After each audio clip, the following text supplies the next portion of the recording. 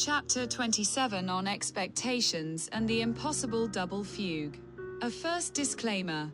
All characters in this book are fictional.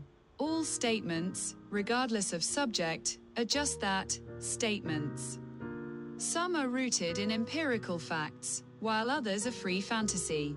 My aim is to strike a balance between vision and reality, between fiction and fact, in such a way that the audience can recognize themselves and build further on the swarm of ideas and notions. The book has no ambition to preach an overarching goal, but rather questions accepted truths. In this way, Socratically, it leaves the rest to the audience. Walter told a good friend in the highly academic church music milieu at the University of Central Norway that he had received a great response to his organ improvisations from India. But this was after he had published the latest chapter of his online book, a collection of writings from far and near, a massive document about nothing and everything. That one chapter had struck a chord with thousands of Indians.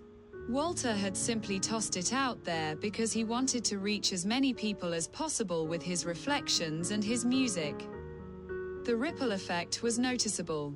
Not only they had read a chapter of his book, but they had also visited his modest, although unprofessional, YouTube page and left comments and likes. Walter found this inspiring and continued to write his online book, a kind of collection of thoughts on the lofty and the mundane. A kind of kaleidoscope of shifting social and political conditions of the time.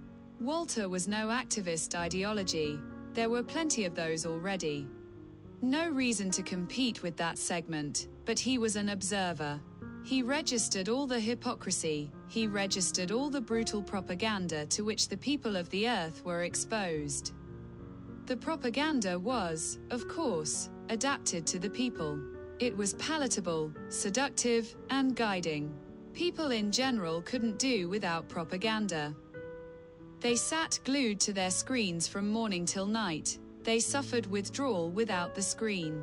The data giants cheerfully greeted one another, rubbed their hands together, and raked in billions of dollars.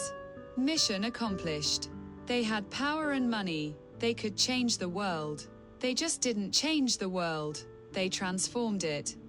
Now Google had created its own super quantum computer called Willow. They could ask God whether he had created the universe and how he had done it. The supercomputer Willow answered with a series of unsolved riddles. In other words, it did not give a single, clear answer, but it gave us a direction.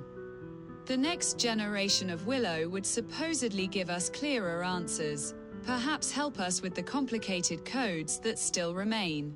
Walter had followed all of this. Yet he had a different angle on the problem. He had asked whether we were asking the right questions. We have tended to ask questions the way we know them from our school books. Walter, who was so deeply inside the mysterious language of music, had learned to see the world from another perspective. He knew that there existed a multi-dimensional language. Because music was such a language, he had a clear sense that music was not unique, but that there existed, in an invisible way, other elements that were multi-dimensional and at the same time engaged in a kind of dialogue with one another. One example was energy and matter, things we usually separate as two different entities.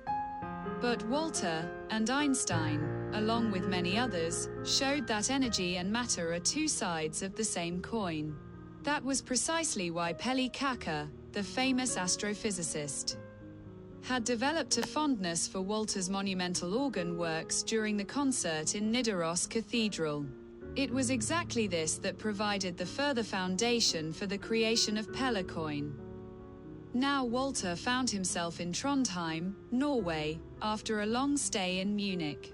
He was to give a series of lectures on inverted counterpoint viewed in the light of quantum technology, with particular focus on superposition. The entire music academic community was gathered at the University of Central Norway, NTNU, during those days. And of course, Professor Peli Kaka was firmly seated in the front row of the large technical scientific auditorium in the heart of the university. The hall was packed. Expectations were sky high. Walter entered the stage with a keyboard under his arm. He set himself up simply and quickly, just a couple of connections, and the instrument was ready for use. He lets his fingers fall on the slightly strange keys. They were not clearly black and white keys, but rather grey keys in slightly varying shades. But regardless, everyone knew that Walter could master the keyboard. He opened with a mighty prelude in the style of Bach, but then broke out into his customary modulations. Some forward-leaning professors in the hall thought, how on earth is he going to maneuver back to the point of departure? Or is he not interested in doing so?